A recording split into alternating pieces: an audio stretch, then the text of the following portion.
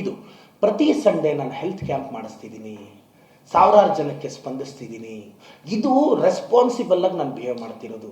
ನನ್ನ ಕ್ಷೇತ್ರವನ್ನು ನೋಡ್ಕೊಳ್ಳೋಕ್ಕೆ ನಾನು 40 ಜನಗಳ ನನ್ನ ತಂಡವನ್ನು ಕಟ್ಟಿದ್ದೀನಿ. ಯಾವುದೇ ಕಾಲ್ ಬಂದರೂ ಒಂದು IVR ನಂಬರ್ ಕೊಟ್ಟಿದ್ದೀನಿ.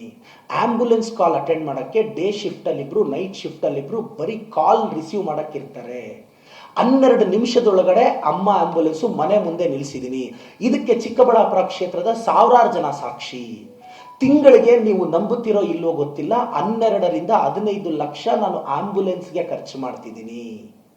ನನ್ನ ಶಾಸಕರ ಸಂಬಳ, ನನ್ನ ಪರಿಶ್ರಮ MDಯ ಸಂಬಳ ಆಂಬ್ಯುಲೆನ್ಸ್ ಖರ್ಚು ಮಾಡ್ತಿದ್ದೀನಿ. ನನಗೆ ದುಡ್ಡು ಜಾಸ್ತಿ ಆಗಿದೆ ಅಂತ ನಮ್ಮ ಪ್ರೀತಿಯ ವಿರೋಧ ಪಕ್ಷದವರು ಭಾವಿಸ್ಬೋದು.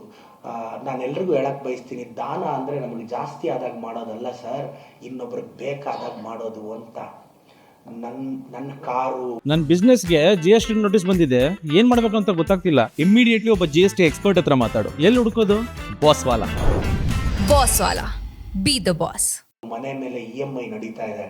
ಆದರೂ ನಾನು ದುಡಿದಿರೋದ್ರಲ್ಲಿ ಅಮ್ಮ ಆಂಬ್ಯುಲೆನ್ಸು, ಟೆಸ್ಟ್ ಸೀರೀಸು, ಮಕ್ಕಳಿಗೆ ಸ್ಕಾಲರ್ಶಿಪ್, SSLC ಓದೋ ಪ್ರತಿ ಮಗುಗೂ 1000 ರೂಪಾಯಿ ಸ್ಕಾಲರ್ಶಿಪ್ ಕೊಡ್ತೀನಿ. ಯಾಕೆಂದರೆ ಅವ್ರು SSLCಗೆ ಬಂದಾಗ ಸರ್ಕಾರಿ ಶಾಲೆ ಮಕ್ಕಳು ಒಂದೊಳ್ಳೆ ಗೈಡ್ ತೊಗೋಬೇಕು ಅಂತ ಆಸೆ ಇರುತ್ತೆ. ಮನೇಲಿ ಪಾಪ ಅಪ್ಪ ಅಮ್ಮ ಕೂಲಿ ಮಾಡ್ತಿರ್ತಾರೆ, ಯಾವುದೋ ಓದ್ಕೋಗಮ್ಮ ಅಂತಾರೆ.